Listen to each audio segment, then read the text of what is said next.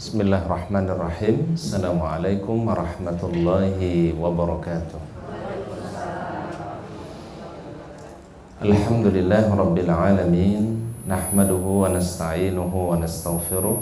Wa na'udzu billahi min syururi anfusina wa min sayyiati a'malina. May yahdihillahu fala mudilla lahu wa may yudlil fala hadiyalah. Asyhadu an la ilaha illallah wahdahu la syarika lah wa asyhadu anna Muhammadan abduhu wa rasuluhu la nabiyya ba'dah. Allahumma salli wa sallim wa barik ala hadzal nabiyil karim nabiyina Muhammad ibn Abdillah wa ala alihi wa ashabihi wa man tabi'ahu bi ihsanin ila yaumiddin, amma ba'd. Ya ayyuhalladzina amanu taqullaha haqqa tuqatih wa la tamutunna illa wa antum muslimun. Ya ayyuhalladzina amanu taqullaha wa qulu qawlan sadida yuslih lakum a'malakum wa yaghfir lakum dhunubakum wa may yuti'illaha wa rasulahu faqad faza fawzan 'azima. Hadirin kaum muslimin, bapak-bapak dan ibu-ibu yang dirahmati oleh Allah Subhanahu wa taala. Alhamdulillah, marilah senantiasa kita panjatkan puji dan syukur kita kepada Allah. Kita syukuri atas segala nikmat yang Allah Ta'ala berikan kepada kita semua, yang sesungguhnya karunia dan nikmat Allah Ta'ala sangat luas, dan Allah Ta'ala meminta kita hanya untuk mensyukuri nikmat Allah dan menggunakan dengan sebaik-baiknya untuk beribadah kepadanya. Dan ini memang menjadi tugas pokok kita dalam kehidupan ini. Wa ma khalaqtul jinna wal insa illa liya'budun, ya, tidak aku ciptakan jin dan manusia kecuali hanya beribadah kepadaku, firman Allah, ya. Dan mudah-mudahan kita ini menjadi orang yang pilihan Allah Subhanahu wa taala, orang yang diistimewakan, karena justru orang yang paling istimewa itu adalah orang yang paling menghambakan diri kepada Allah, ya. Semakin kita menghambakan diri kepada Allah, maka semakin mulialah kita di hadapan Allah Subhanahu wa taala. Semakin kita rendah hati, semakin Allah Ta'ala mengangkat derajat kita. Semakin sering kita sujud kepada Allah Ta'ala, semakin Allah Ta'ala akan meninggikan derajat kita di sisinya, insyaallah, ya. Salawat dan salam kita sampaikan kepada Rasul yang mulia, suri tauladan kita, Nabi yang terbaik, insan yang paling mulia, yaitu Nabi Muhammad sallallahu alaihi wasallam. Bapak-bapak dan ibu-ibu yang dirahmati oleh Allah Subhanahu wa taala, gimana kabar semua? Alhamdulillah, ya. Gimana kabar iman kita hari ini? Ya. Gimana, insyaallah, ya. Insyaallah mudah-mudahan iman kita masih istiqamah, ya. Iman kita terus bisa bertambah, ya. Dan satu hal yang bisa menambah iman itu diantaranya pertama adalah berada di dalam majelis ilmu, ya, kemudian bertemu dengan sahabat-sahabat yang soleh dan solehah, insyaallah, ya. Oleh karenanya harus kita banyak punya kawan yang soleh nih, ya, harus punya banyak sahabat yang baik, sahabat yang karena Allah Subhanahu wa taala, ya. Agar nanti mudah-mudahan kalau kita punya kawan baik, kawan yang solehah, insyaallah, ya, kalau mereka masuk surga kita bisa, ya, dibawa oleh mereka untuk bersama-sama meraih surganya Allah Subhanahu wa taala, ya.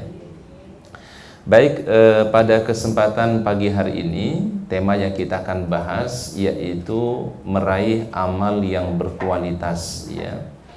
Tadi disampaikan di muqaddimah, ya, bahwasannya waktu yang tersedia yang Allah Ta'ala berikan dalam kehidupan dunia sangat singkat betul, ya. Jadi waktu kita di dunia sangat singkat, maka kita perlu adalah amal yang berkualitas, ya, amal yang terbaik, ya, amal yang insya Allah kalau kita lakukan mudah-mudahan ini mengefektifkan waktu yang Allah Subhanahu wa taala berikan, ya. Bukankah umur umat Nabi ini sudah diberikan batasan oleh Rasul, ya? Dalam sebuah hadis sahih beliau mengatakan, umru ummati ma baina sittina wa sab'in. Umur umatku, kata beliau, antara 60 sampai 70, ya. Wa qalilun ma yatajawazu zalik. Sedikit sekali yang bisa melewati usia tadi. Berapa umur umat Nabi? 60 sampai 70, dan sedikit yang bisa melewatinya. Sedikit yang bisa sampai pada usia yang demikian. Kalau sekiranya ya kita punya target usia 60 ya. Sekarang usia kita 40, berarti sisanya berapa tuh Bapak Ibu? Berapa? Berapa? 20 tahun lagi ya. Baik, kalau sekarang usia kita 50 tahun dan target kita mudah-mudahan kalau Allah Ta'ala takdirkan usia kita 60, berarti sisanya berapa? Berapa? 10 tahun ya. Baik, kalau usia sekarang 59. Kalau Allah Ta'ala takdirkan kita nanti semua insya Allah sampai usia 60, berarti sisanya berapa? Tinggal 1 tahun. Dan itu rahasia Allah Subhanahu wa Ta'ala ya. Kan manusia boleh punya harapan, manusia boleh punya keinginan, tapi tetap yang menentukan semuanya adalah Allah Subhanahu wa Ta'ala. Jangankan sampai 1 tahun ke depan, atau 10 tahun ke depan, atau 20 tahun ke depan, besok pagi saja tidak ada yang mengetahui rahasianya kecuali Allah Subhanahu wa Ta'ala. Nah, oleh karena kita membutuhkan amal yang berkualitas ya, amal yang terbaik ya. Mohon dibuka dulu Al-Qur'an surat Al-Mulk ya. Surat yang ke-67 ayat 1 dan ayat 2 ya. Surat Al-Mulk ya. Iya. Surat Al-Mulk ayat 1 dan ayat 2 ya. Baik.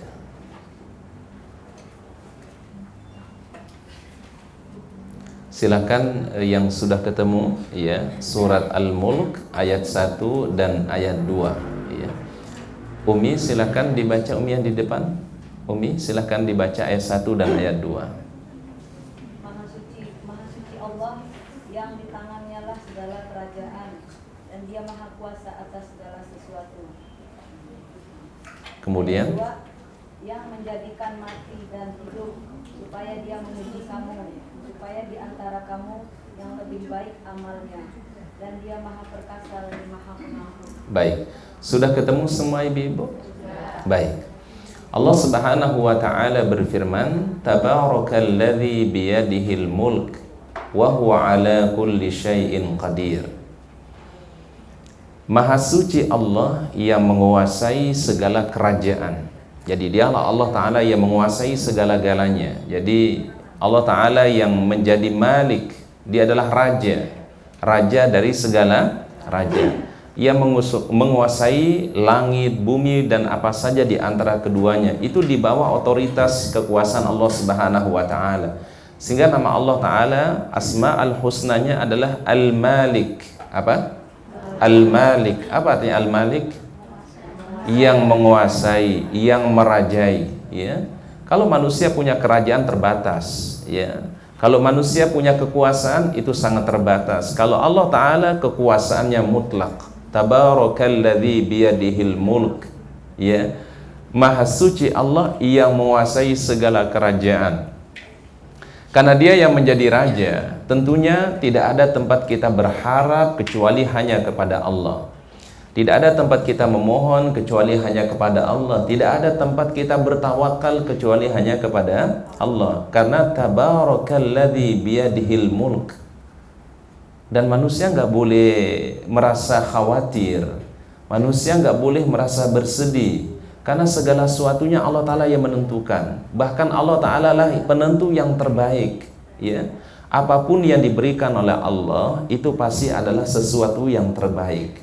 Sehingga konsepnya adalah kita seorang mukmin itu apapun yang Allah Ta'ala berikan dalam kehidupan kita, yakinilah itu adalah sesuatu yang insya Allah memiliki kebaikan. Selama kita memiliki pemikiran yang positif terhadap apa yang menjadi ketentuan Allah Subhanahu wa Ta'ala. Karena dalam sebuah hadis kudusi ya, Allah Subhanahu wa Ta'ala berfirman, barang siapa yang ridha terhadap takdirku maka aku akan meridhoinya. Kalau Bapak Ibu kita semua diuji oleh Allah Ta'ala dengan satu takdir, dan kita ridha dengan takdir Allah, kita ikhlas menerimanya apa yang menjadi takdir Allah Ta'ala, maka Allah Ta'ala akan meridhai kita. Kemudian Allah Ta'ala melanjutkan, dan barang siapa yang ia murka atau marah karena takdir Allah, maka Allah pun juga akan marah kepada dia. Berarti tergantung siapa ini? Tergantung kita semua. Bagaimana kita mensikapi takdir itu, ya. Oleh karenanya, ya, Allah Subhanahu wa taala firmankan tadi, Maha suci Allah yang menguasai segala apa? Kerajaan. Dan Ia yang maha kuasa atas segala sesuatu, wa huwa ala kulli syai'in qadir. Alladzi khalaqal mauta wal hayata liyabluwakum. Dialah Allah yang menciptakan, ya, mati dan hidup, ya. Allah Ta'ala yang menjadikan mati dan juga menjadikan apa? Hidup, ya. Ada yang hidup, ada yang mati, ya. Dan nama Allah Ta'ala adalah yuhyi wa yumit, yang menghidupkan dan juga yang mematikan. Kan di antara satu zikir yang disunahkan oleh Nabi SAW untuk kita baca, dan ini bagusnya dibaca adalah setelah sholat maghrib dan setelah sholat subuh, ya.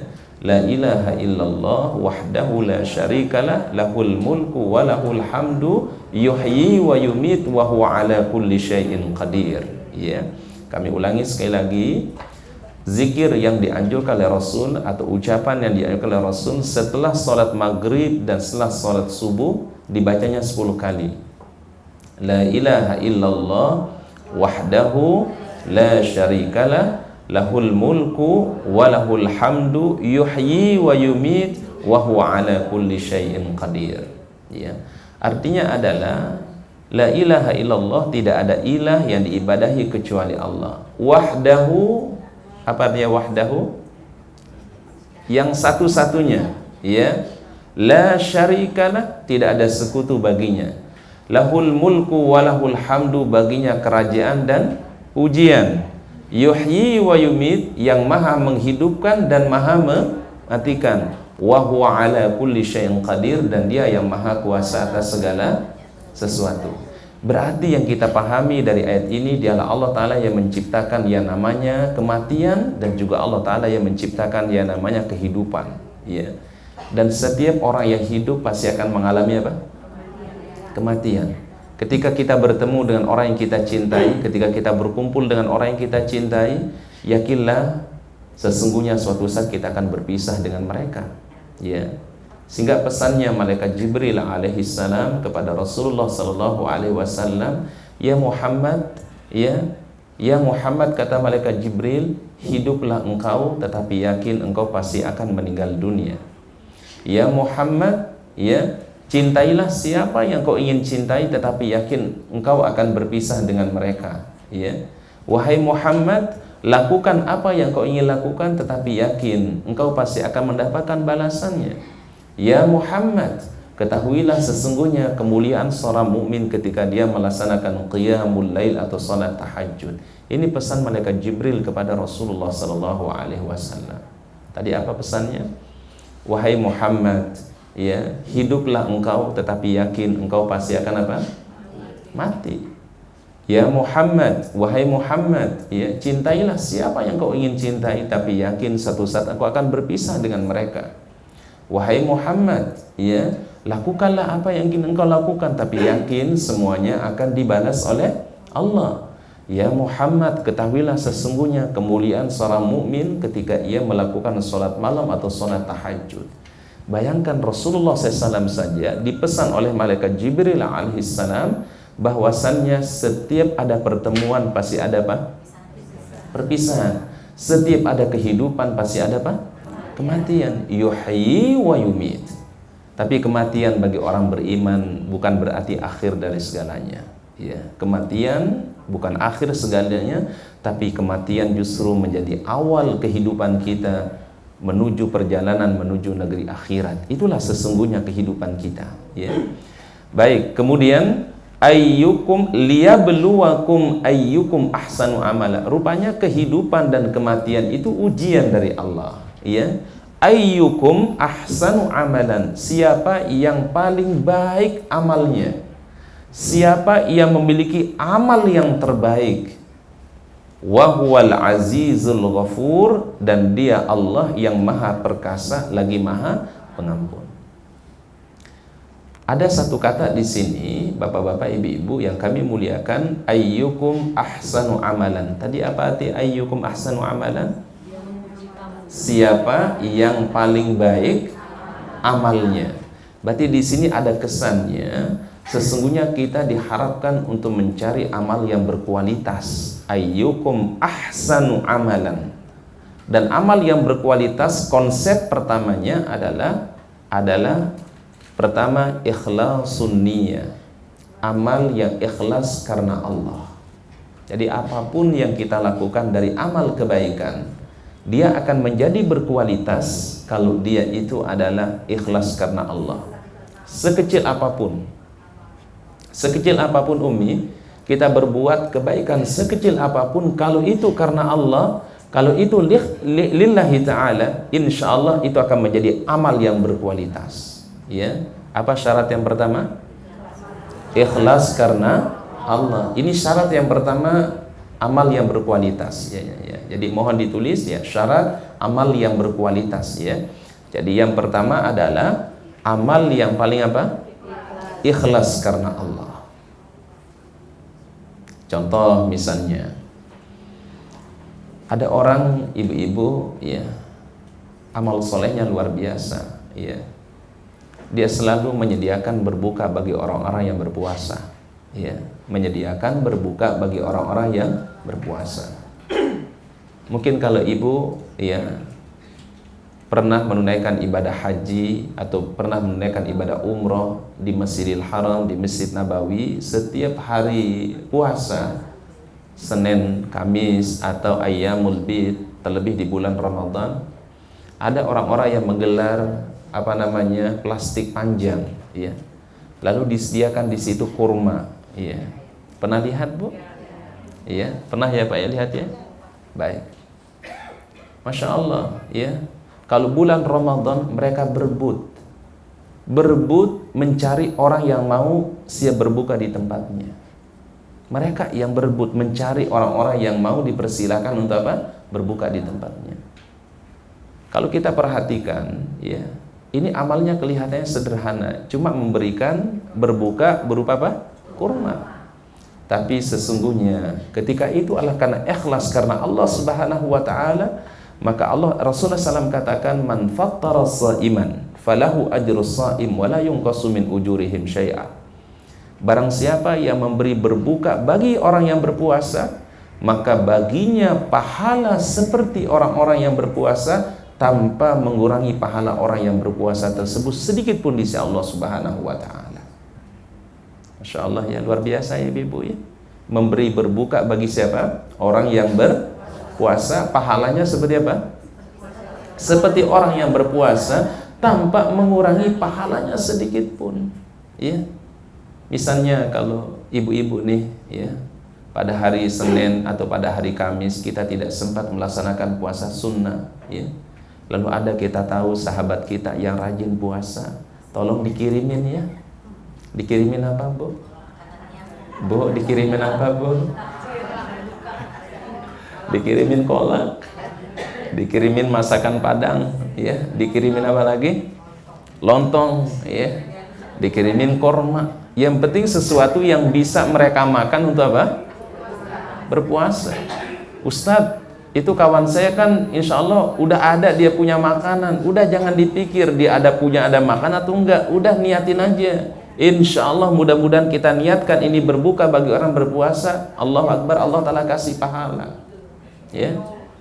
Tolong ya besok mulai dicari ya, lusa ya berarti hari Kamis ya. Cari kawan-kawan kita yang puasa ya, tanya ya, puasa enggak hari ini? Kan biasanya kita minta doa ya, dan ini bagusnya juga Umi, mohon minta doa dari orang yang berpuasa. Ya, ini sunnah ini. Minta doa dari orang yang berpuasa. Karena kenapa? Doa orang yang berpuasa tidak ditolak oleh Allah Subhanahu wa taala. Biasakan Umi, kita semua ini biasakan saling mendoakan, ya. Saling kalau kita biasakan sesuatu yang baik, insya Allah positif gitu dah, ya. insya Allah jiwa kita ini akan hilang dari jiwa kita rasa mohon maaf, kedengkian, hasad itu kan hilang kalau kita memang mencintai saudara kita sebagaimana kita cinta kepada diri kita. Ketika kita tidak bertemu dengan sahabat kita, kita doakan. Ketika kita tahu sahabat kita dia mau berangkat umroh, mau berangkat haji misalnya, atau dia sedang berpuasa, kita minta doa yang terbaik dari saudara kita, sahabat kita. Ya, biasakan sesuatu yang positif. Karena kalau kita membiasakan sesuatu yang positif, insya Allah jiwa ini akan hilang sedikit-sedikit nanti jiwa hasad, kedengkian. Ya. Kemudian tip berikutnya juga adalah kalau ada saudara kita mendapatkan kebahagiaan, kita harus senang, bahagia gitu ya. Masya Allah, alhamdulillah Bu, ya anaknya sukses. Mudah-mudahan kesuksesannya mendatangkan ridha Allah. Ya, ini hal yang bisa menghilangkan tadi kedengkian tadi. Karena ada satu sifat kata Rasulullah SAW yang sering terjangkit pada manusia, yaitu sifat yang namanya hasad. Ya, penyakit kronis ini, ya hasad namanya. Tapi itu semua bisa hilang apabila kita mencintai saudara kita karena Allah. Apabila kita mendoakan saudara kita, apabila kita minta doa yang terbaik dari saudara kita, atau kalau dia mengalami suatu kebahagiaan, kita juga ikut merasa bahagia, ya, senang melihat saudara kita senang, dan sedih melihat saudara kita mengalami kesedihan. Itu insya Allah itu jiwa seorang mukmin, ya. Ini contoh sederhana, ya. Jadi syarat ayyukum ahsanu amalan adalah amal yang ikhlas karena Allah, sekecil apapun, ya. Allah Ta'ala apakah melihat banyaknya sebuah amal, Bu? Enggak. Allah Ta'ala lihat adalah keikhlasan kita, ya.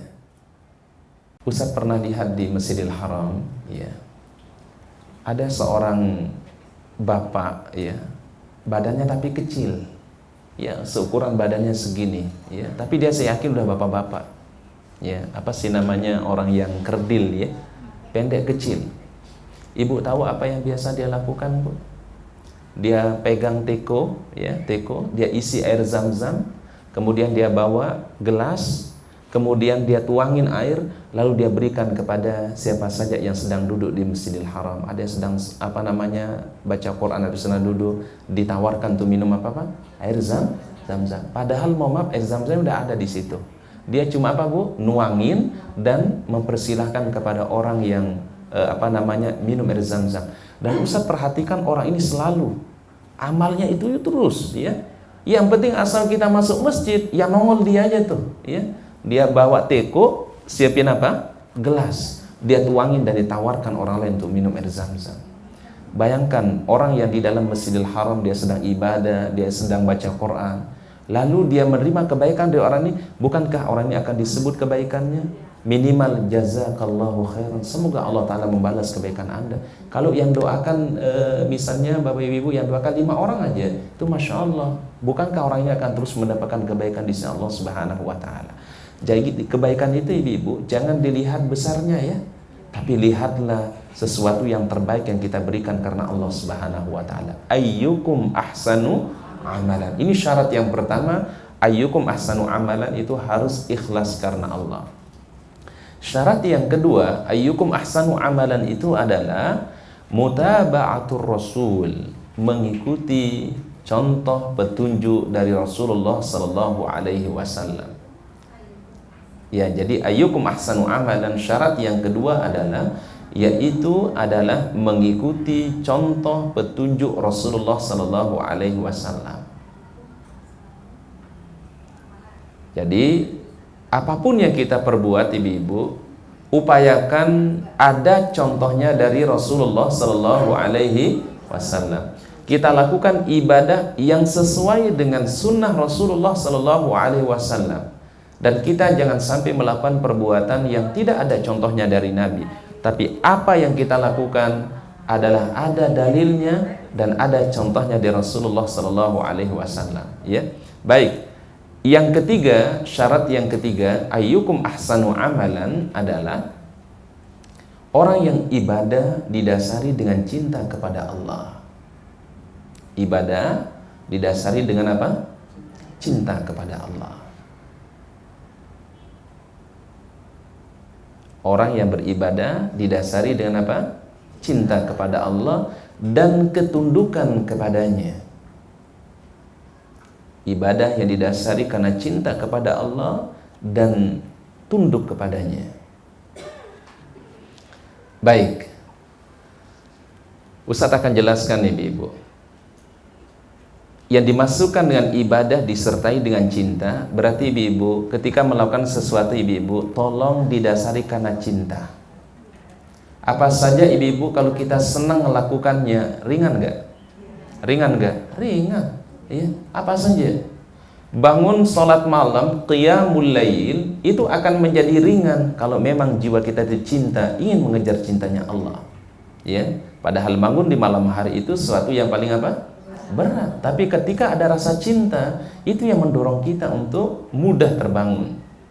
Membaca Al-Quran itu berat, tapi akan menjadi ringan apabila kita memiliki cinta kepada Allah. Ya, bayangkan betapa banyak nikmat yang Allah Ta'ala berikan. Bayangkan kasih sayang Allah Ta'ala. Bayangkan bahwasanya Allah Ta'ala maha pemurah kepada kita. Balaslah apa yang Allah Ta'ala berikan dengan ibadah kita kepadanya. Dasari semuanya karena cinta. Ya. Apa yang kita lakukan di rumah pun juga kalau karena cinta kepada Allah, insya Allah akan menjadi indah. Ya. Melayani suami itu akan menjadi indah apabila didasari dengan apa? Cinta. Ya. Tapi mohon maaf kalau nggak ada rasa cinta, itu mohon maaf segala sesuatu akan menjadi berat. Ya. Orang dengar azan aja bisa jadi berat. Ya, badannya mau bangun aja itu berat, bukan karena badannya yang berat. Ya, ya, bukan badannya yang berat sebenarnya. Apa yang berat? Ya, hatinya yang berat. Ya, walaupun badannya berat, tapi kalau jiwanya senang, ringan. Ya, jadi jangan dilihat karena badannya ya. Ya, badannya kecil, lincah. Oh, tapi kalau dia cinta kepada Allah, oh datang dia. Ya, semangat dia. Orang yang tua nih, usia udah 60, 70, kalau dia punya semangat dari dalam rasa cinta kepada Allah, mudah dia melakukan kebaikan. Ya. Tapi anak muda, usianya muda, tenaganya hebat, masih sehat, tapi kalau nggak punya rasa cinta kepada Allah, dia akan sulit untuk terbangun melakukan kebaikan. Jadi bukan karena faktor usia ya. Bisa jadi ini ummahat semua nih, anggota Majelis Ta'lim Ranti, kalau masalah semangat mungkin bisa mengalahkan ustaz. Ya, semangat. Ya, semangat berapa? 4, 5 ya. Ya, 212 ya. Wah, ibu luar biasa ya. Semangat 45 dan 212. Alhamdulillah ya. Nah, ustaz bisa kelewat udah deh sama ibu-ibu nih ya. Kalau masalah ayyukum ahsanu amalan, insya Allah ibu-ibu deh tempatnya semangat. Ya, baik. Nah, kemudian silahkan kita buka surat berikutnya adalah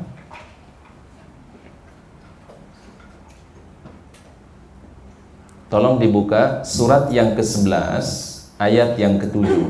Ya, surat 11 ayat 7. Ya.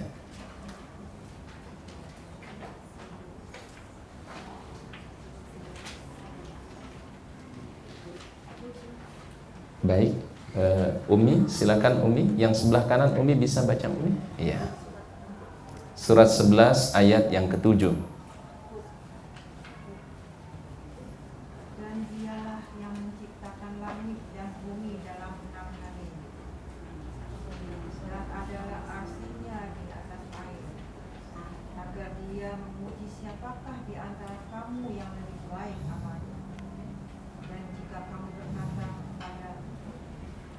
Dan jika kamu berkata, sesungguhnya kamu akan dibangkitkan sesudah mati. Niscaya orang-orang yang kafir itu berkata, ini tidak lain hanyalah sihir yang nyata. Baik. Surat apa nih? Hud, ya. Ayat berapa? Ayat yang ke-7. Allah Ta'ala berfirman, wa huwal ladzi khalaqas samawati wal ardh fi sittati ayyam. Dan dialah Allah yang menciptakan langit dan bumi pada 6 masa. Jadi memang Allah Ta'ala ciptakan langit dan bumi itu pada 6 masa. Mengapa harus 6 masa ibu-ibu? Kenapa enggak 1 masa saja? Ya, baik. Mungkin akan ada pertanyaan kita. Dalam banyak ayat Al-Quran Allah Ta'ala mengatakan Allah Ta'ala menciptakan langit dan bumi pada 6 masa. Kenapa Allah Ta'ala tidak langsung ciptakan? Sama kayak manusia. Mengapa Allah Ta'ala ciptakan manusia itu pertama dari setetes air mani, kemudian dia berubah menjadi darah, kemudian berubah menjadi segumpal daging, kemudian berubah sampai manusia itu menjadi sempurna. Ingat ibu-ibu, bukan Allah Ta'ala tidak mampu menciptakan langsung.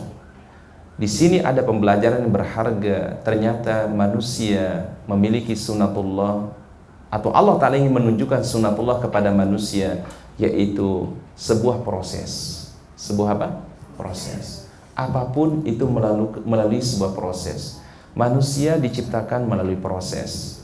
Apakah kita langsung, mohon maaf ibu-ibu, apakah langsung keluar, langsung kita berbentuk sempurna seperti manusia? Enggak kan? Kan ada prosesnya. Begitu anak itu lahir ibu-ibu, apakah dia langsung bisa lari? Apa yang dia lakukan pertama, Bu? Bu, dia menangis. Setelah itu dia belajar apa? Merangkak. Kemudian dia belajar apa? Merambat. Kemudian dia berjalan. Berjalan pun nggak langsung lancar loh, Bu. Ya, Bu ya. Ya, Bu ya.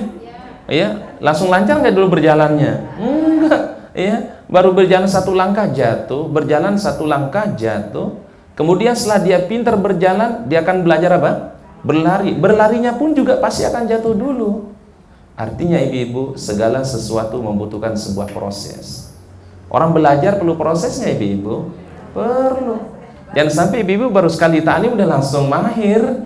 Enggak, Bu. Proses. Ya. Ya. Jangan lari-lari makanya, Bu. Ya udah pelan-pelan aja, Bu. Sedikit-sedikit tetapi diamalkan gitu, insyaallah itu yang bermanfaat, ya. Itu manusia itu membutuhkan sebuah apa? Proses. Menjadi orang baik itu apakah langsung jadi orang baik? Apakah langsung menjadi orang baik? Enggak. Membutuhkan apa, Bu? Proses. Orang melakukan kejahatan juga, saya yakin ibu-ibu pasti pakai proses. Bener. Ada nggak orang tiba-tiba ngebunuhin orang? Enggak. Pasti dia ada proses-proses yang dilewati. Ya. Semua ada prosesnya. Mau nikah pakai proses nggak? Ibu aja dulu pakai proses nikah. Mau nikah ini proses kita. Emang begitu ketemu langsung klik kan? Enggak. Kan ada ta'aruf dulu, kenal dulu, gitu kan? Membutuhkan sebuah apa? Proses. Ya, ini sunatullah. Dialah Allah yang menciptakan langit dan bumi pada 6 masa. Wa kana arshuhu 'alal ma, dan arsy-nya berada di atas air, ya. Kemudian liyabluwakum ayyukum ahsanu amala. Itu sebagai ujian bagi kalian siapa yang paling baik apanya? Amalnya. Wala in qulta innakum mab'utsuna min ba'dil maut. Dan jika engkau berkata wahai Muhammad kepada penduduk Mekah, ya, sesungguhnya kamu akan dibangkitkan setelah mati. Jadi sekiranya Rasul mengatakan kepada mereka, kalian nanti akan dibangkitkan setelah mati, la yaqulanna alladziina kafaru in hadza illa sihrun mubin. Niscaya orang-orang yang ingkar kepada Allah telah mengatakan Muhammad telah menyihir kita dengan sihir yang nyata. Bayangkan berarti mereka tidak percaya akan terjadinya kebangkitan setelah meninggal dunia. Al-Ba'ts. Mereka nggak yakin. Karena mereka membangunnya dengan logika. Mereka membangunnya dengan rasio. Mereka beranggapan gini, orang kalau sudah jadi tanah, orang sudah jadi tulang belulang, gimana mungkin akan hidup kembali? Ingat ibu-ibu, untuk manusia memang sulit. Untuk manusia ada sangat impossible, tapi bagi Allah SWT sangat mudah. Kalau Allah Ta'ala mampu menciptakan dari sesuatu yang tidak ada bisa menjadi ada, maka sangat mudah bagi Allah untuk menghidupkan sesuatu yang sudah pernah ada. Mudah nggak bagi Allah Ta'ala, Bu? Mudah. Gambarannya seperti ini, ibu. Bu pernah lihat nggak tanah yang tandus? Tanah yang kering, ya pernah lihat? Ya, di mana, Bu? Di mana, Bu? Tanah tandus, Bu? Di mana, Bu? Di sawah, yang punya sawah, Bu, ya. Baik. Tanah tandus, ya, kering. Baik, sekarang ibu-ibu tiba-tiba turun hujan deras. Baik, kira-kira apa yang terjadi? Apakah tanah itu akan terus menjadi kering atau terus akan menjadi tandus? Apa yang akan terjadi, Ibu? Apa yang keluar di situ, Bu? Tumbuh-tumbuhan, rumput akan bisa hidup. Demikianlah gambaran Allah Ta'ala, manusia yang telah meninggal dunia tadi, dengan mudah Allah Ta'ala akan bangunkan kembali dari alam kuburnya. Ada di antara manusia, kata Rasulullah SAW, ketika dia bangun nanti, dia sambil membaca talbiyah. Ya, dia sambil membaca apa?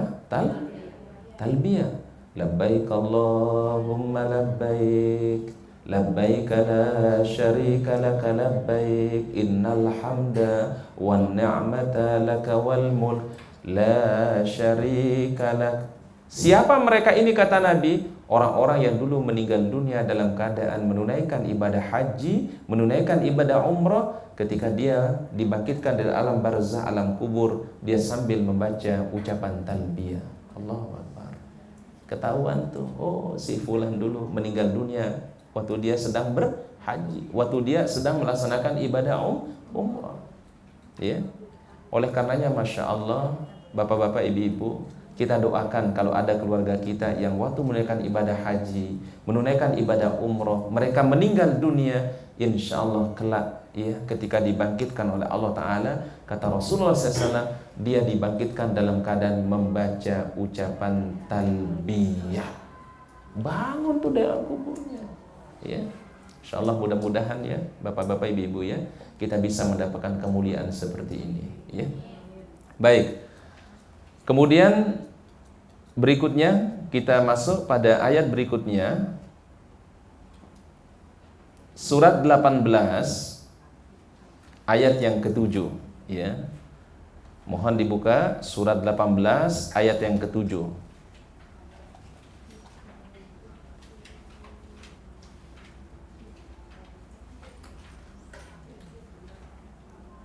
Surat Al-Kahf.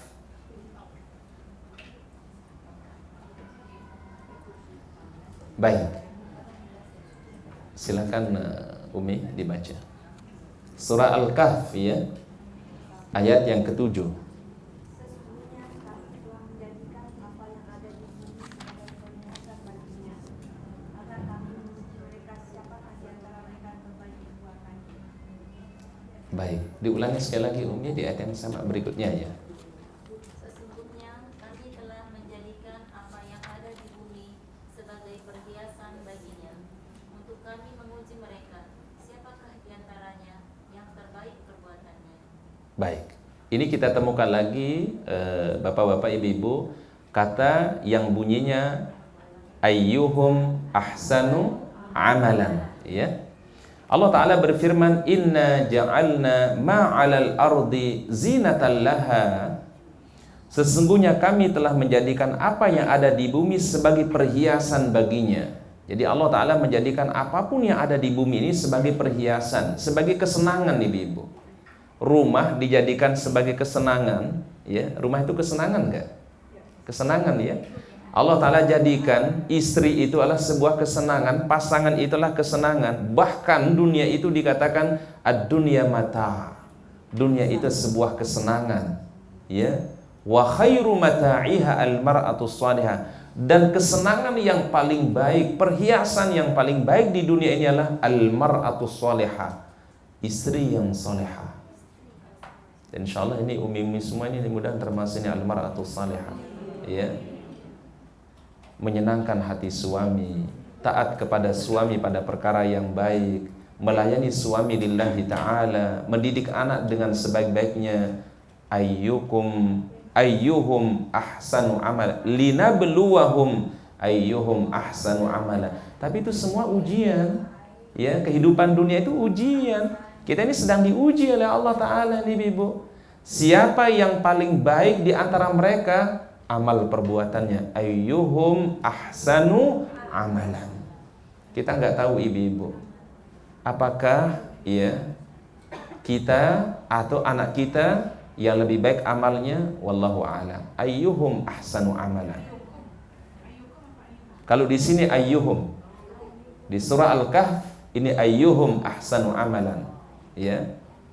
Baik. Jadi sebenarnya Allah Ta'ala uji itu manusia. Diuji tadi dengan apa?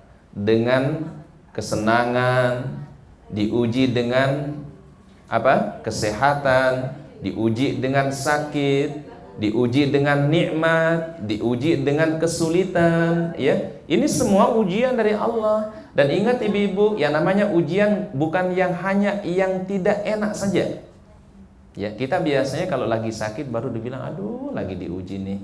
Ya. Ingat ibu-ibu, yang namanya ujian bukan hanya bagi yang sakit saja, tapi justru ujianlah bagi yang sedang sehat. Ibu sehat, Bu? Bu sehat semua, Bu? Alhamdulillah, sehat semua, Bu? Jawab semua, Bu. Sehat semua, Bu? Ibu diuji nggak dengan sehat ini? Diuji, iya. Apakah ketika kita dikasih sehat, ya, apakah kita malas ibadah atau semangat ibadah? Ya, ini ujian dari Allah. Apakah kita gunakan sehat kita datang ke tempat ta'lim atau kita sia-siakan waktu kita yang Allah Ta'ala berikan?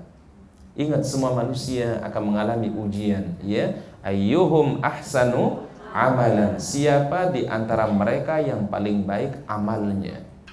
Baik, kita ulangi para ummahat. Tadi ada 3 syarat ayyukum ahsanu amalan, ya. Ahsanu amalan itu syaratnya ada berapa? 3. Pertama apa? Ikhlas, semata-mata karena Allah. Yang kedua, syarat yang kedua, mengikuti petunjuk atau sunnah Rasulullah Sallallahu Alaihi Wasallam. Dan yang ketiga adalah menyertai ibadah dengan rasa cinta dan tunduk kepada Allah Subhanahu wa Ta'ala. Baik, sekarang kita akan memasuki bahasan mengenai amalan-amalan yang berkualitas, ya, amalan-amalan yang berkualitas.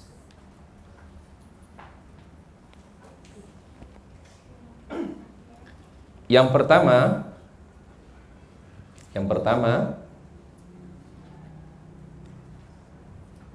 orang tua yang mendidik anak perempuan mereka dengan sebaik-baiknya. Orang tua yang mendidik anak perempuan mereka dengan sebaik-baiknya.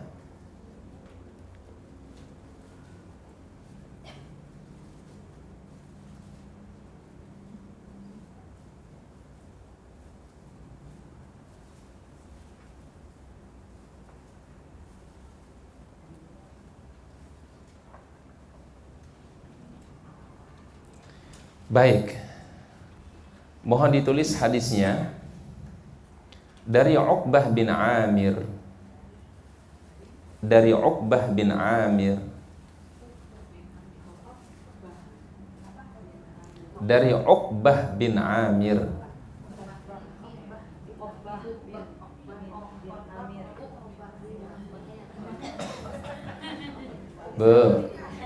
Uqbah. Uqbah, ya, pakai qiu, ya, Uqbah. Qi. Kalau bahasa Arabnya qaf. Uqbah. Baik, dari Uqbah bin Amir radhiyallahu an. Boleh disingkat RA, ya, radhiyallahu an. Ia berkata, Rasulullah bersabda,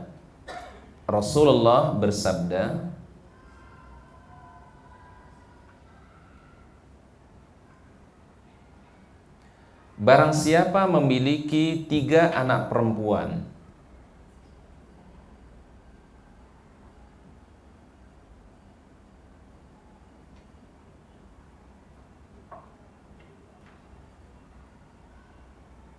sudah? Lalu ia sabar mendidik mereka,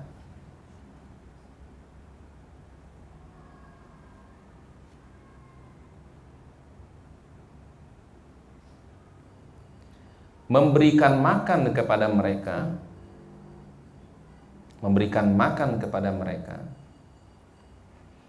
memberikan minuman kepada mereka, dan memberikan pakaian kepada mereka,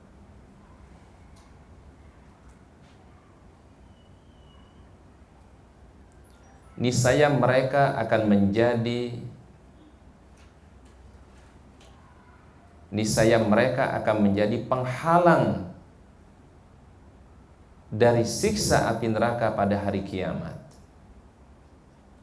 Niscaya mereka akan menjadi penghalang dari siksa api neraka pada hari kiamat.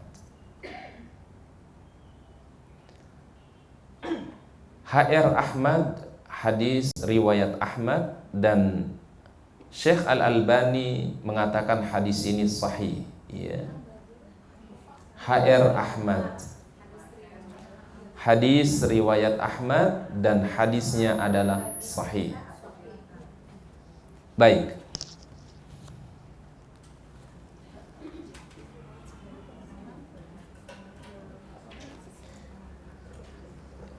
Para ummahat yang kami muliakan, di dalam hadis yang mulia ini, tadi Rasul mengatakan barang siapa yang Allah Ta'ala berikan baginya 3 anak gadis. Ada yang punya anak gadis di sini? Iya. Wah, alhamdulillah, masya Allah. Tuh 5 beliau. Ya, ini hadisnya mengatakan berapa? 3. Luar biasa tuh kalau udah 5.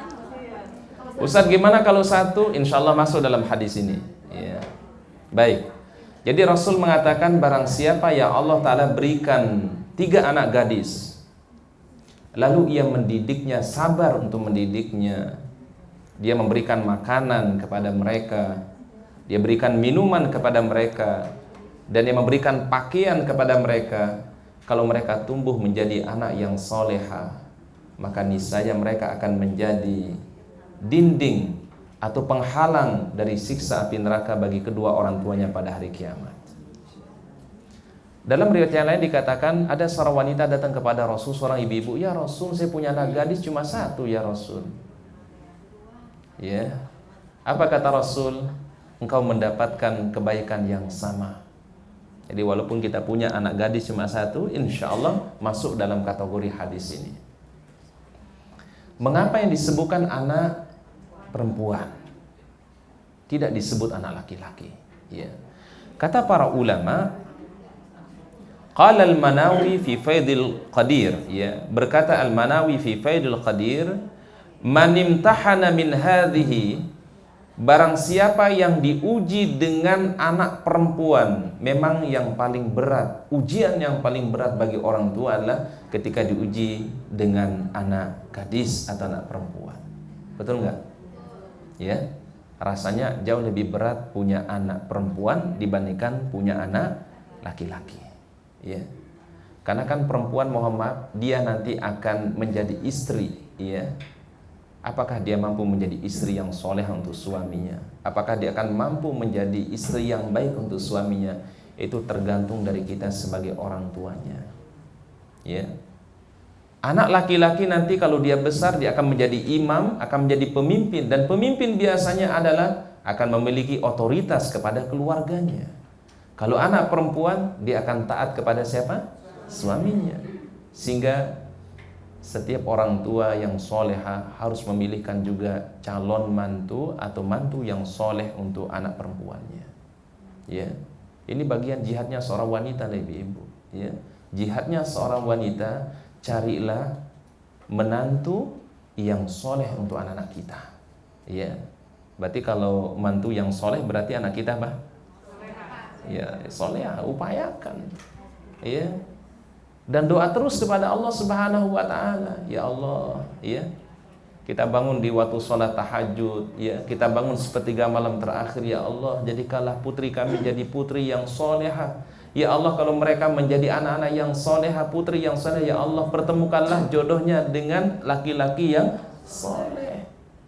Insya Allah saya yakin doa ibu-ibu akan didengar oleh Allah Ta'ala, dijawab oleh Allah Ta'ala. Bangun kita di sepertiga malam yang terakhir, ya, minta yang terbaik untuk anak-anak kita. Ya, ingat, karena wanita itu adalah bisa menjadi sebab, ya, orang tua selamat nanti di hadapan Allah Subhanahu Wa Ta'ala. Kalau dia adalah wanita tadi, ya, atau orang tua tadi, dia sabar mendidiknya, kemudian ia memberikan makan, memberikan minum, dan juga memberikan pakaian yang layak kepada mereka, niscaya anak itu nantilah yang akan menjadi penghalang dari siksa api neraka bagi kedua orang tuanya. Berarti hadirin yang kami muliakan, orang tua bisa mendapatkan kebaikan dari anak. Ya, sebagaimana anak pun juga mendapatkan kebaikan dari siapa? Orang tua. Bahkan dikatakan ada seorang generasi salaf mengatakan apa? Wahai putraku, ini pesannya, wahai putraku, aku sengaja beribadah yang giat kepada Allah. Saya terbangun sholat tahajud, saya melakukan qiyamul lail, saya baca Al-Quran, saya bersedekah, saya melakukan amal soleh, supaya engkau mendapatkan kebaikan dari apa yang aku lakukan. Berarti kalau orang tuanya soleh soleha, insya Allah ini akan berimbas juga kepada anak-anak kita, ibu-ibu. Betapa banyak anak yang sukses itu karena memang orang tuanya orang yang rajin ibadah kepada Allah, taat kepada Allah, dekat dengan Allah. Anaknya sukses, bahagia anaknya. Ya. Jadi ini juga berarti antara orang tua dan anak itu saling apa? Mengisi, saling membutuhkan. Orang tua ya memberikan manfaat untuk anak-anak, anak pun juga bisa memberikan manfaat untuk siapa? Orang tua. Ya. Ini amalan yang pertama ya, yaitu bersabar ya untuk mendidik anak perempuan. Ya. Baik, kemudian berikutnya ya. Amalan yang kedua ya. Menjaga salat sunnah 4 rakaat sebelum zuhur dan 4 rakaat setelah zuhur. Menjaga salat sunnah 4 rakaat sebelum zuhur dan 4 rakaat setelah zuhur. Berarti qabliyahnya berapa? 4, ba'diyahnya 4. Dan mohon ini dirutinkan ibu-ibu. Ya. Boleh. Ya. Itu yang muakkad kan? Ini ada yang ghairu muakkad masuk, tapi istiqomahkan kalau bisa 4 sebelum zuhur, 4 setelah zuhur. Apa sih fadilahnya? Ini kita akan bahas. Makanya usah katakan amal yang berkualitas. Ya. Dari Ummu Habibah ya. Mohon ditulis ibu-ibu. Dari Ummu Habibah radhiyallahu anha. Ingat kalau perempuan radhiyallahu anha. Kalau laki-laki radhiyallahu anhu. Ya dhamirnya kata gantinya hu. Dari Ummu Habibah radhiyallahu anha. Ia berkata, Rasulullah sallallahu alaihi wasallam bersabda,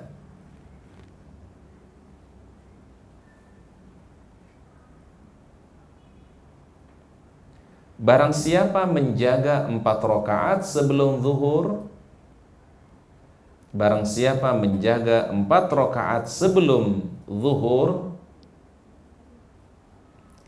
dan 4 rakaat setelah zuhur,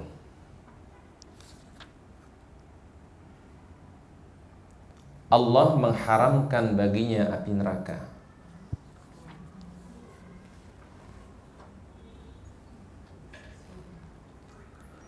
Allah mengharamkan baginya apa? Api neraka. HR Abu Dawud dan Nasai. Hadis riwayat Abu Dawud dan Nasai.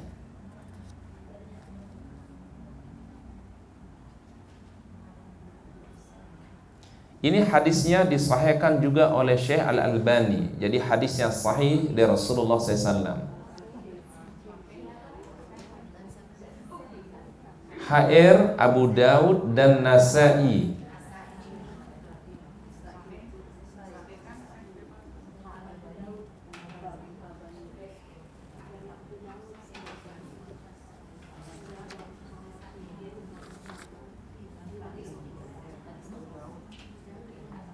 Sudah? Dan disahihkan oleh Imam Al-Albani, ya. Dan disahihkan oleh Imam Albani. Sudah?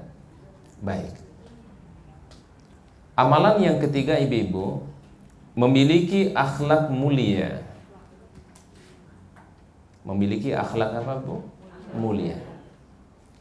Bu, akhlak itu apa ibu-ibu?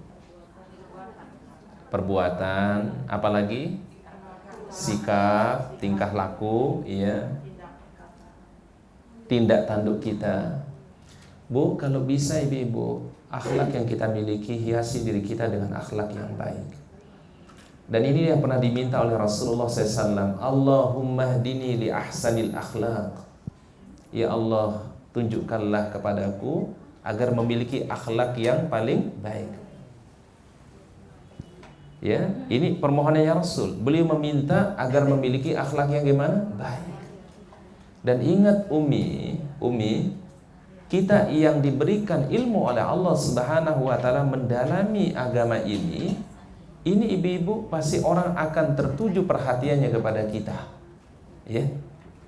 Kita akan menjadi bahan perhatian. Tahu maksudnya bahan perhatian? Orang akan melihat, ya. Kalau orang yang enggak taklim mungkin enggak dilihat ibu-ibu. Tapi karena ibu Masya Allah istiqamah ta'lim, istiqamah dalam hadir majelis ilmu, orang pasti punya harapan mudah-mudahan ini orang bisa menjadi teladan baik. Ya, ibu-ibu ya. Ingat, ibu-ibu, apa yang sekarang kita sudah kenakan pakaian yang syar'i, kita sudah hadir dalam majelis ilmu, itu sesungguhnya menjadi harapan yang positif bagi orang-orang yang terdekat dari kita, keluarga kita, sahabat kita, orang tua kita. Mereka berharap mudah-mudahan mereka bisa melihat sesuatu yang mereka bisa teladani dari kita. Maka kewajiban kita tentunya adalah harus mencontohkan akhlak yang mulia. Ucapan kita santun, ya. Ucapan kita apa? Baik, ya. Ucapannya tidak mudah mencela orang, ucapannya tidak mudah melaknat orang. Ini lisan ini kecil Bu ya. Tetapi wah tajam kali ini. Tajam, kecil ini. Betapa banyak mohon maaf ibu, orang yang tadi hubungannya bagus ya, sahabat bagus ya, berkawan baik, tapi bisa jadi mohon maaf jarak, memiliki hubungan yang jauh dengan sahabatnya gara-gara apa? Mungkin ucapannya tidak terjaga. Ya. Mungkin yang tadinya antara anak dan orang tua hubungannya bagus, bahagia dia, tapi bisa jadi memiliki jarak gara-gara apa? Ucapan. Ya. Antara suami dan istri yang tadinya bahagia luar biasa, harmonis kehidupannya, tapi bisa menjadi berantakan gara-gara apa? Lisan. Ya. Makanya akhlak itu nomor 1 ibu-ibu. Akhlak itu nomor berapa? 1. Dulu kalau Rasulullah SAW nggak memiliki akhlak yang baik ibu-ibu, mungkin tidak bisa diterima Islam ini, Pak. Tapi karena akhlak beliau mulia, ya, maka Islam mudah diterima. Ingat ibu-ibu, kalau kita ingin merubah orang, mungkin kita tidak bisa menyampaikan dakwah, kita mungkin tidak bisa menyampaikan ceramah, ya, tapi kita bisa menyontohkan apa? Dengan apa? Perbuatan. Namanya Bu, dakwah bil hal. Berdakwah tapi dengan apa? Dengan contoh. Ya, ketika kita ketemu orang, kita ucapkan assalamualaikum. Ketika bertemu kita senyum, ya Bu ya. Tapi jangan senyum sendiri Bu. Ya, kita ketemu kita senyum Bu. Kita menegur orang ibu-ibu. Bu, orang kalau ditegur tuh senang loh ibu-ibu. Senang. Ya Bu ya. Ya, apalagi kita tanya kabarnya, gimana kabarnya Bu? Gimana kabarnya Pak? Senang orang tuh. Ya. Kita jangan asyik gitu hidup sendiri, itu jangan. Ya. Kita harus memiliki apa namanya Bu? Al-hassas. Hassas itu artinya memiliki kepekaan, ya. Kalau kita ketemu orang apalagi dia seorang muslim, ya, kita tegur assalamualaikum. Bukankah itu menjadi doa yang terbaik? Ya. Makanya nanti kita mendapatkan juga doa yang lebih baik, waalaikumsalam warahmatullahi wabarakatuh. Bahkan kata Rasulullah SAW ibu, orang memiliki akhlak yang baik itu bisa setara nilainya dengan orang yang sholat malam, bisa setara dengan nilainya dengan orang yang puasa sunnah. Bayangkan, akhlak yang baik. Makanya ibu-ibu, kalau ada orang memiliki akhlak yang baik, mungkin dia tidak rajin qiyamul lail, mungkin dia tidak rajin untuk puasa sunnah, tapi karena akhlak baiknya dia bisa mendapatkan pahala kata Rasul seperti orang yang sholat malam dan seperti orang yang melaksanakan puasa sunnah. Allahu Akbar, itu akhlak yang baik. Menyenangkan hati orang lain, membahagiakan orang lain. Ya, kalau kita nggak bisa membahagiakan orang dengan materi yang kita miliki, tolong bahagiakan orang dengan ucapan kita, senangi dengan ucapan kita. Paling kurang ibu-ibu, kita menjaga lisan kita, jangan sampai kita menyakiti orang lain. Kalau Anda tidak bisa membahagiakan orang lain, cukup, jangan Anda menyakiti dia. Ya Bu ya. Baik, ada sebuah kisah di zaman Nabi Shallallahu Alaihi Wasallam. Ada seorang sahabat ibu-ibu, ketika Rasul sedang duduk di Masjid Nabawi, tiba-tiba masuklah seseorang ibu-ibu, ya, habis berwudu dia Bu, nenteng sendal. Mungkin pernah mendengar kisah ini ya. Kata Rasulullah SAW, akan muncul di tengah-tengah kalian ahlul jannah, seseorang yang Allah Ta'ala katakan dia calon penghuni surga. Orang biasa-biasa ibu, dia nggak dikenal, ya Bu ya. Pada hari yang kedua ibu, Rasul pun juga ngucapin sama, akan masuk di tengah-tengah kalian ini seseorang yang Allah Ta'ala katakan, kata Rasul, ahlul jannah, penghuni surga. Ada sahabat bernama Abdullah bin Amr bin As. Sahabat ini ibu hampir tidak pernah meninggalkan sholat tahajud. Namanya Abdullah bin Amr bin As.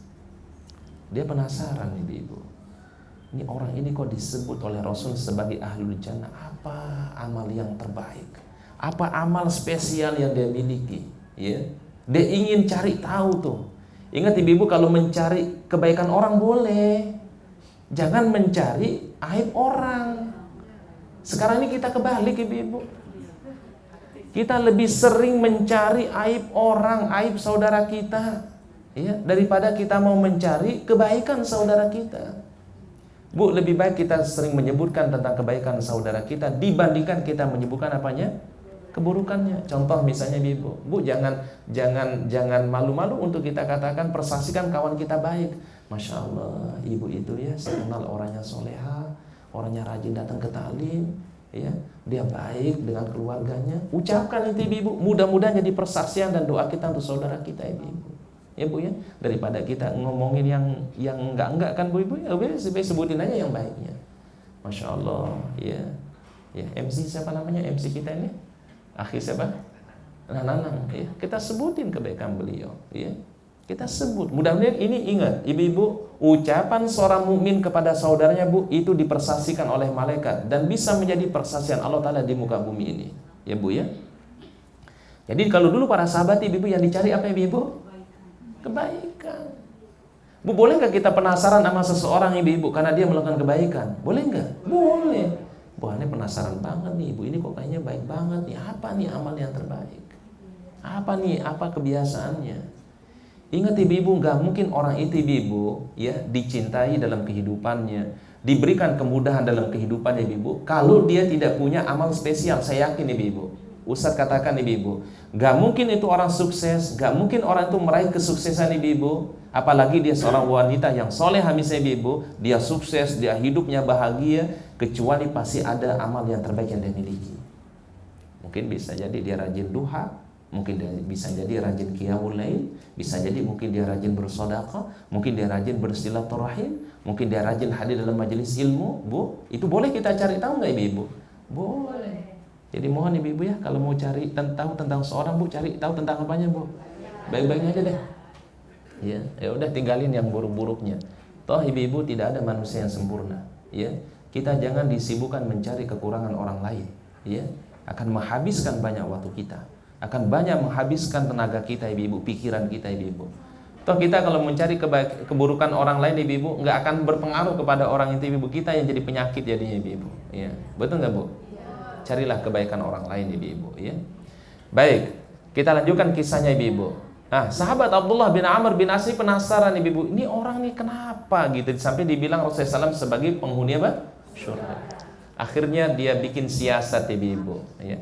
Wahai si fulan, saya ini lagi bertengkar dengan orang tua saya.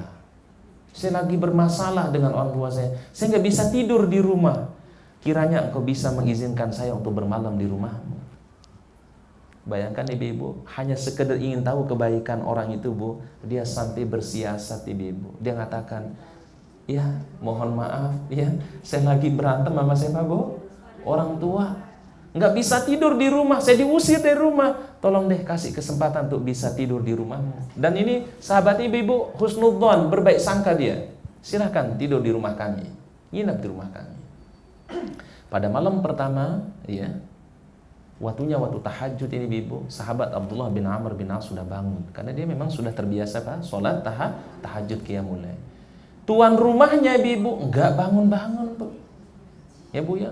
Baru bangun ibu-ibu, begitu azan dikumandangkan, azan subuh dikumandangkan, Allahu Akbar, baru tuh bangun yang punya rumah. Tamunya justru yang lebih awal bangun. Kata Abdullah bin Amr bin As, saya tidak menemukan sesuatu yang istimewa yang dia miliki. Gak ada amal yang baik, gak ada amal yang berkualitas yang dia miliki. Malam yang kedua Bu juga sama ibu-ibu ya. Pas waktu tahajud, Abdullah bin Amr bin As itu bangun karena memang sudah terbiasa melaksanakan sholat tahajud. Yang punya rumah, tidurnya luar biasa, Bu. Los itu Bu? Pules, Bu, ya. Sampai subuh ibu-ibu, bangunnya baru azan subuh. Semakin menambah penasaran Abdullah bin Amr bin As, ya. Kemudian singkat ceritanya ibu-ibu, sahabat ini berani bertanya, wahai si fulan, kemarin aku mendengar Nabi SAW ketika Anda masuk masjid, beliau mengatakan akan muncul di tengah kalian calon penghuni surga. Sesungguhnya tidak ada permasalahan antara aku dengan orang tuaku, tapi saya ingin tahu sebenarnya apa yang Anda lakukan, apa perbuatan baik Anda lakukan.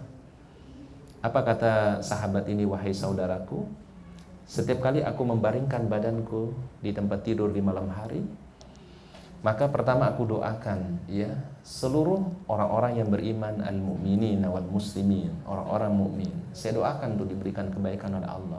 Mudah-mudahan mendapatkan ampunan Allah Subhanahu wa taala, ya.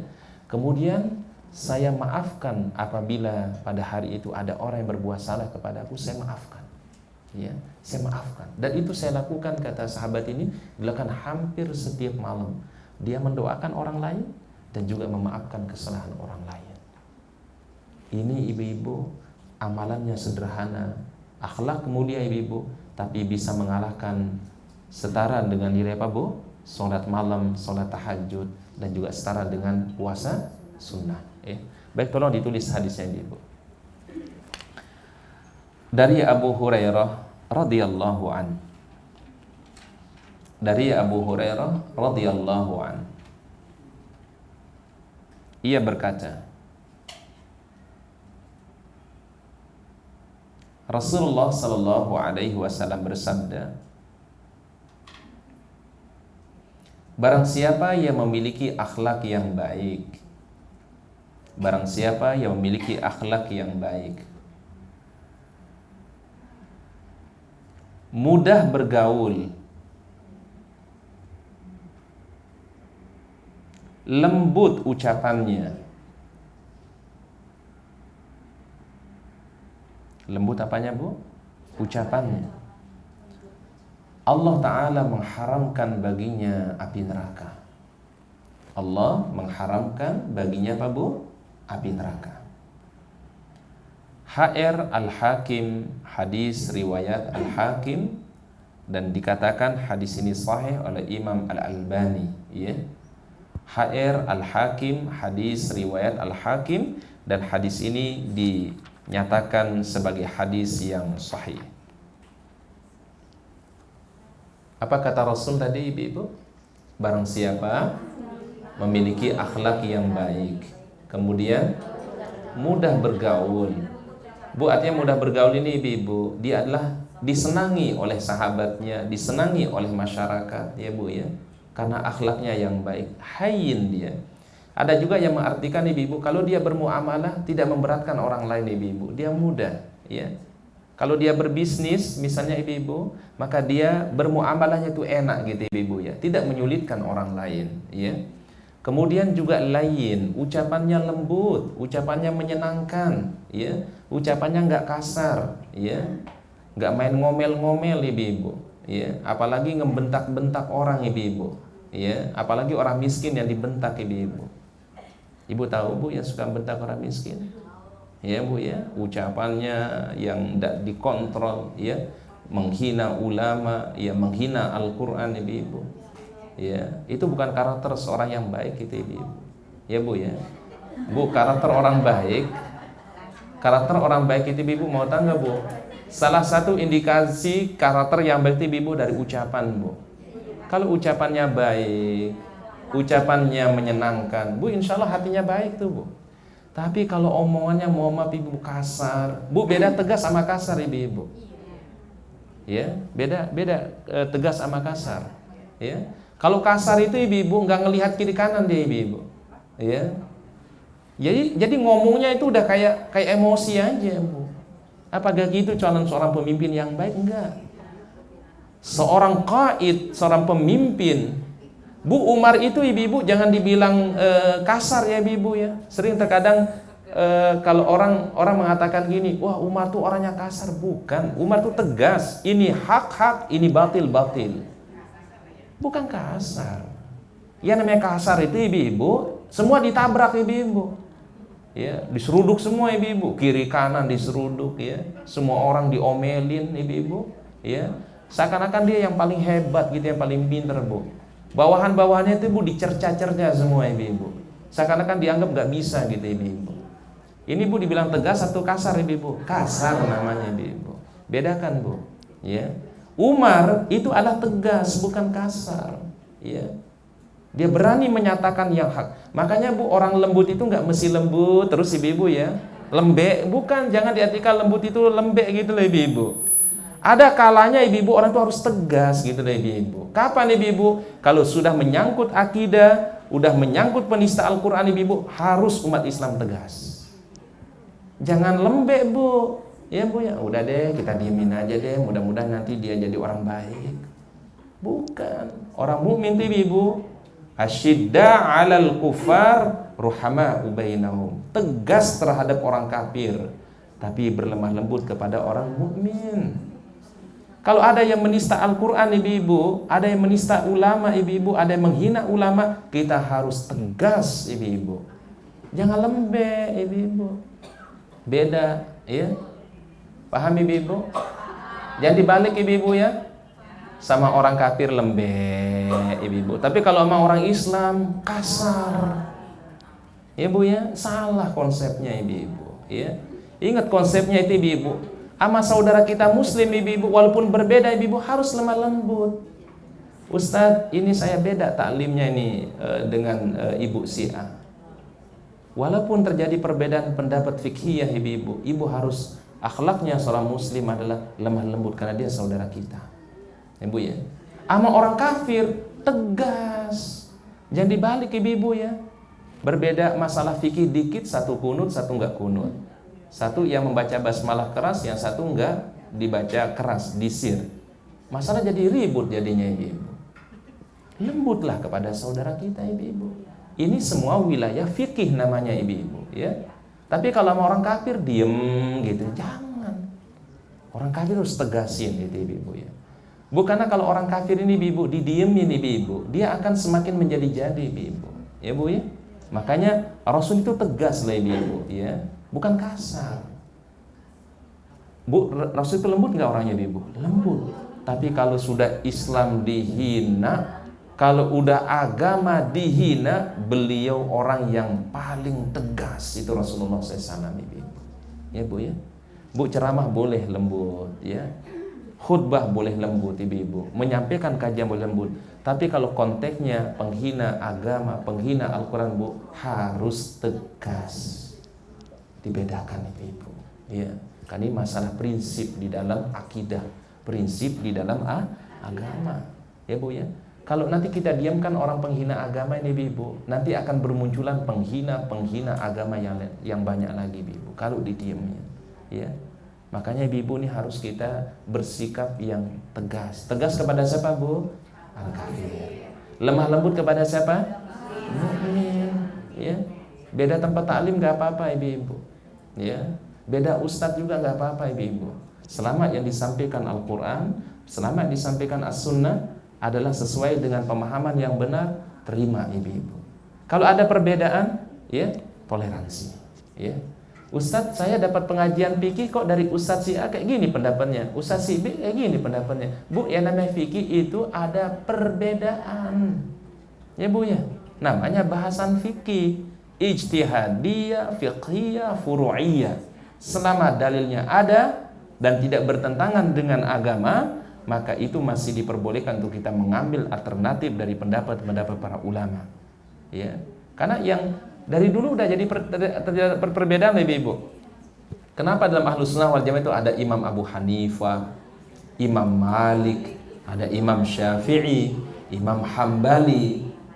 Dan mereka ini Ibu, orang yang paham tentang Al-Quran dan paham tentang Sunnah Nabi SAW.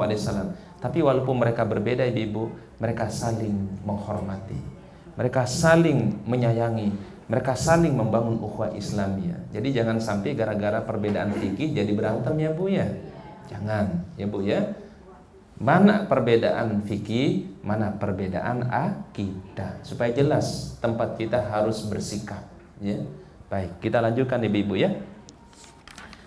Berikutnya adalah amalan yang keempat yang paling istimewa, membaca doa setelah menjawab azan.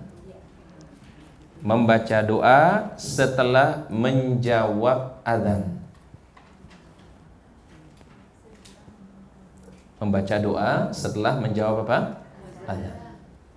Doa setelah azan biasanya yang kita baca adalah Allahumma rabba hadhihi da'wati tammah wassalatil qa'imah ati Muhammadanil wasilata wal fadilah wa ba'athu maqaman mahmudan alladhi wa'adta. Ini doa yang diajarkan oleh Rasulullah SAW ya. Baik Bu, tapi kalau bisa ditambahin Ibu ya, ada tambahannya, raditu billahi rabban wa bi Muhammadin rasulan wa bil islami dinan ya. Saya ulangi sekali lagi, raditu billahi rabban wa bi Muhammadin rasulan wa bil islami dinan. Mungkin agak sedikit terbalik dengan doa pagi ya, nggak ada masalah karena redaksi hadisnya demikian ya. Raditu billahi rabban wa bi Muhammadin rasulan wa bil islami dinan. Apa kata Rasul? Kalau orang membaca doa ini setelah adzan Ibu, ghafarallahu lahu ma taqaddama min dzambihi. Allah Ta'ala hapus kesalahannya di masa-masa yang lalu. Allahu Akbar. Tolong ditulis hadisnya Ibu. Rasul bersabda, barang siapa yang mendengar muadzin atau menjawab adzan,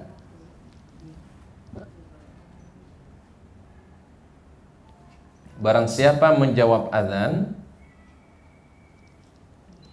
kemudian ia mengucapkan raditu billahi rabban wa bi Muhammadin rasulan wa bil islami dinan,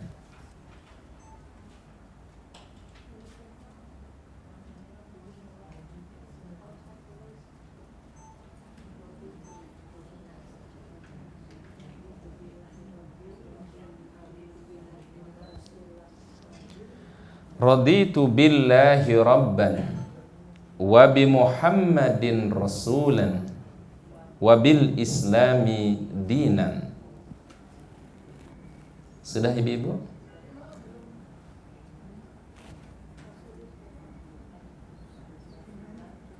Raditu billahi rabban wa bi Muhammadin rasulan wa bil islami dinan.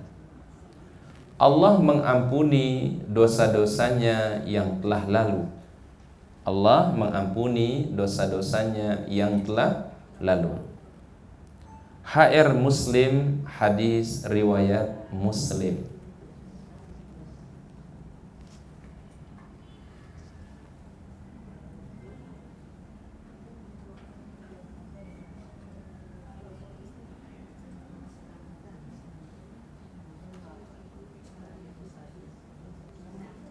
Sudah? Baik. Ini hadisnya berarti sahih ya, karena diriwayatkan oleh Imam Muslim. Baik para ummahat yang kami muliakan dan insya Allah dimuliakan oleh Allah Ta'ala, mungkin kita temanya kita sampai di sini. Mungkin nanti kita buka sesi tanya jawab insya Allah ya. Semoga Allah Ta'ala berikan ilmu yang bermanfaat, Allah Ta'ala berikan kesehatan untuk kita semua, dan mudah-mudahan semua ummahat ya dan juga hadirin bapak-bapak diberikan kebaikan dan ridha Allah Subhanahu wa Ta'ala. Silakan, mungkin kalau ada yang mau ditanyakan kami berikan kesempatan. Silakan Bu.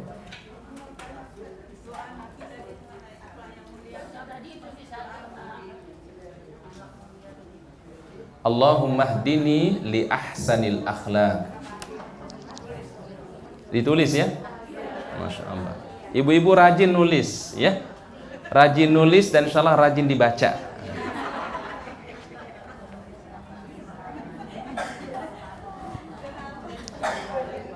Ustaz, jazakallah khair.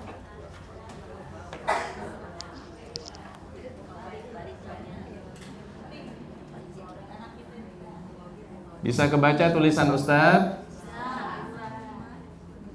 Yang penting bukan tulisan dokter ya.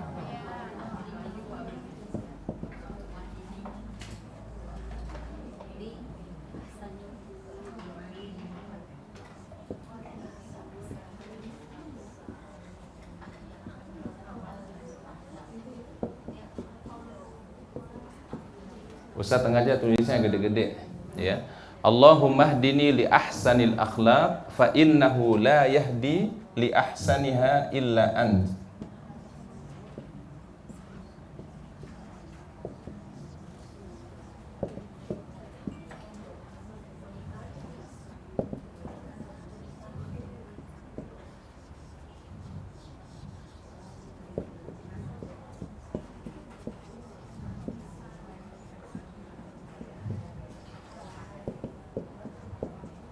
Baik.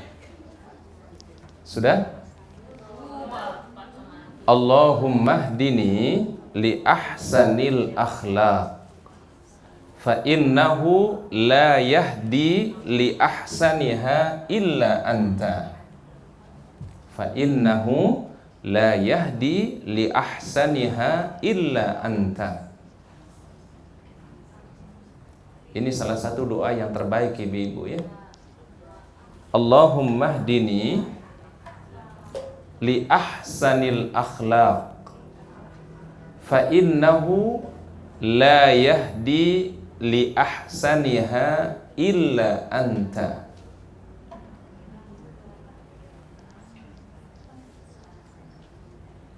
Baik. Bisa dibaca ya Bu ya? Iya. Yang penting sekali lagi bukan tulisan dokter aja Bu. Iya.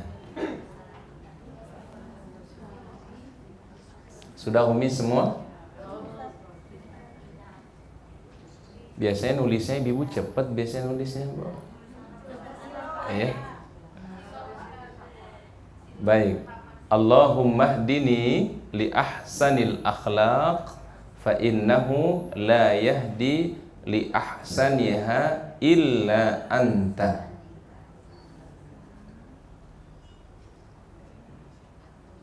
Artinya,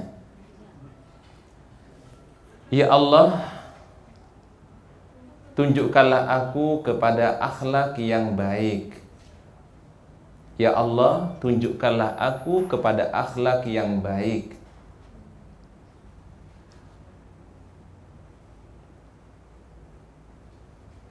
Sudah? Karena sesungguhnya tidak ada yang memberikan petunjuk kepada akhlak yang baik. Karena sesungguhnya tidak ada yang memberikan petunjuk kepada akhlak yang baik kecuali Engkau. Maka sesungguhnya tidak ada yang menunjukkan kepada akhlak yang baik kecuali Engkau. Baik, ini doa yang disunahkan oleh Rasulullah SAW dibaca ya. Allahumma hdini li ahsanil akhlaq fa innahu la yahdi li ahsaniha illa anta ya. Ya, diamalkannya habis sholat ya. Waktu sujud juga boleh ibu-ibu ya. Karena kan sedekat-dekat hamba di sisi Allah Ta'ala waktu dalam keadaan apa? Sujud ya. Perbanyaklah doa kita kepada Allah. Allahumma hdini li ahsanil akhlaq fa innahu la yahdi li ahsaniha illa anta. Baik, ada pertanyaan yang lain, silakan Bu. Silakan Umi. Assalamualaikum warahmatullahi wabarakatuh. Waalaikumsalam warahmatullahi wabarakatuh. Ustaz katakan bahwa anak perempuan itu walaupun hanya satu dapat menjadi penghalang dari siksa api neraka. Insya Allah. Nah, kondisinya bagaimana kalau orang tersebut tidak punya anak tapi dia adopsi anak? Baik. Terima kasih. Para ulama dalam hal ini yang disebutkan dengan anak sesungguhnya adalah min aslabihim, ya, yang langsung dari darah dagingnya. Berarti maksudnya adalah anak sendiri, ya, anak kandung. Kalau misalnya dia mengadopsi atau dia mendidik anak orang misalnya, lalu dia besarkan, lalu dia didik, ya, maka dia hanya mendapatkan kebaikan karena dia mendidiknya, dia besarkan, dia berikan nafkah dan seterusnya. Tetapi yang dimasukkan dalam hadis ini adalah anak yang lahir langsung dari diri kita. Ini yang mendapatkan kebaikan insya Allah, ya. Karena itu sebenarnya yang menjadi tanggung jawab terbesar kita, ya, anak yang langsung dari diri kita. Tapi tanpa istilahnya menghilangkan kebaikan kalau ada orang yang misalnya menyantuni anak yatim atau dia ngurus anak yatim misalnya, maka itu insya Allah mendapatkan kebaikan, ya. Wallahu a'lam bishawab. Baik, ada yang lain silakan, Bu. Baik, tentu kalau anak itu sudah menikah, ibu-ibu, maka yang menjadi tanggung jawabnya adalah suaminya, ya. Kita sebagai orang tua hanya mengarahkan, mengingatkan, tetapi tanggung jawab yang terbesar itu siapa? Suaminya. Kata Rasulullah SAW dalam sebuah hadis sahih, kullukum ra'in wa kullukum mas'ulun an ra'iyatihi, ya. Jadi setiap orang itu menjadi pemimpin dan setiap orang itu pasti akan dimintai pertanggungjawaban atas kepemimpinannya. Seorang laki-laki menjadi pemimpin di dalam rumah tangganya, untuk keluarganya, untuk istri dan anaknya, dan dia akan dimintai pertanggungjawaban oleh Allah Subhanahu wa taala. Jadi kita sebagai orang tua, setelah kita menikahkan anak kita, ya, atau setelah mereka menikah, maka tugas kita lah mendoakan mereka, mudah-mudahan bisa membangun rumah tangga yang bahagia, rumah tangga yang Allah Ta'ala ridhai, mudah-mudahan mereka bisa mendapatkan kebahagiaan. Kemudahan keluarga yang mereka bangun menghantarkan kepada surga, ya. Ingat ibu-ibu, semua kita harus bercita-cita nih bunda. Kalau bisa ibu-ibu, keluarga kita sama-sama masuk surga berjamaah. Ya Bu, ya. Ini niatkan dalam hati kita. Ya Allah, jadikanlah saya, keluarga saya masuk surga bersama-sama orang yang kami cintai. Ingat ibu-ibu, itu harus ada dalam niatan kita. Karena kenapa ibu-ibu? Allah Ta'ala firmankan dalam surat At-Tur, walladzina amanu wattaba'athum dzurriyyatuhum biimanin alhaqna bihim dzurriyyatahum. Orang yang beriman dan diikuti oleh keluarganya beriman, keturunannya mereka beriman, Allah Ta'ala nanti akan pertemukan mereka dalam kehidupan akhir dalam surganya. Wa ma alatnahum min amalihim min syai', dan kami tidak mengurangi sedikit pun dari amal mereka. Ini kata Ibnu Abbas radhiyallahu anhuma, ini ayat ini tafsirannya, ada nanti di surga itu orang tua derajatnya lebih tinggi dibandingkan anaknya. Jadi orang tuanya di bintang sekian, anaknya di bintang sekian, Bu. Ya. Ya mungkin kalau sekarang istilah ada bintang 3, bintang 4, ada bintang 5. Ada juga bintang berapa, Bu? 7 ya, Bu, ya. Ini kalau anak ini kata Ibnu Abbas, bintangnya lebih rendah, derajatnya lebih rendah daripada orang tuanya, karena orang tuanya mungkin amalnya banyak, amalnya luar biasa. Kalau anaknya mungkin biasa amalnya, maka anak ini akan di-upgrade oleh Allah Subhanahu wa taala, dinaikkan derajatnya sampai mereka bertemu dengan orang tua mereka. Itu ibu-ibu, makanya orang tua itu ibu-ibu perannya luar biasa, ya. Insyaallah kesolehannya orang tua, kebaikan orang tua akan mengangkat derajat anak kita nanti supaya mereka bertemu dengan kita. Ustadz, kalau misalnya kita yang lebih rendah amalnya, anaknya lebih tinggi, oh apalagi nih Bu, ya apalagi nih Bu, anak misalnya derajat lebih tinggi, tapi orang tuanya mungkin derajat surganya bawah, maka ini tentu akan dinaikkan juga oleh Allah Subhanahu wa taala supaya mereka dipertemukan dalam kehidupan akhirat. Suami istri dipertemukan oleh Allah, orang tua dengan anak dipertemukan oleh Allah Subhanahu wa taala. Sehingga bahasa yang sering kami sampaikan adalah masuk surga bersama keluarga. Itu yang paling baik, ya. Baik, ada lagi? Baik, silakan Umi.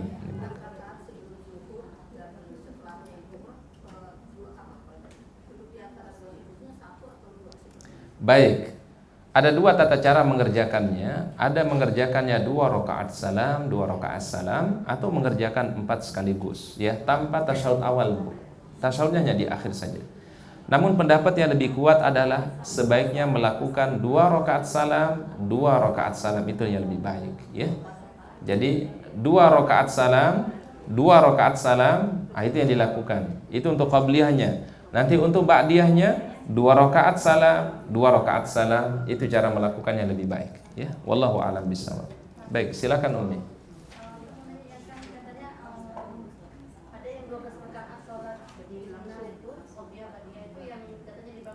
Ya rawatib itu Umi. Rawatib namanya. Salat sunnah, qabliyah, ba'diyah, rawatib muakkad. Berapa yang 12 itu kata Rasul? 2 sebelum subuh, 4 sebelum zuhur, 2 setelah zuhur, 2 setelah maghrib, dan 2 setelah isya. Yang kata Rasul kalau orang mengerjakannya setiap hari 12 rakaat, banallahu lahu baitan fil jannah. Allah Ta'ala akan membangunkan baginya sebuah istana, sebuah rumah dalam surga. Baik, kenapa ada 4 Ustaz setelah ba'diyah? Berarti 2 rakaat yang kedua itu adalah gairu muakkad. Gairu muakkad artinya Rasul terkadang lakukan, terkadang Rasul meninggalkannya. Ya, maka disebut namanya gairu muakkad. Ya. Baik. Wallahu a'lam bishawab. Mungkin kita cukupkan ibu-ibu ya. Baik, itu yang bisa kita kaji pada pertemuan hari ini. Semoga Allah Ta'ala berikan ilmu yang bermanfaat, Allah Ta'ala berikan kebaikan. Ini sekaligus Ustadz minta doa dari ibu-ibu semua ya. InsyaAllah tanggal 9 Maret Ustadz berangkat umroh ya. Mohon didoakan, mudah-mudahan sehat, mudah-mudahan lancar, dan bisa membimbing jamaah maksimal insyaallah ya. Dan insyaallah nanti di Tanah Suci Ustadz doakan semua jamaah ya. Dan juga rekan-rekan semua insyaallah ya. Apa? Insyaallah mudah-mudahan ya, panggil namanya siapa Bu? Ya, semua majelis taklim Ranti insyaallah. Baik, kita tutup doa kafaratul majelis. Subhanakallahumma bihamdika, asyhadu an la ilaha illa anta, astaghfiruka wa atubu ilaik. Assalamualaikum warahmatullahi wabarakatuh.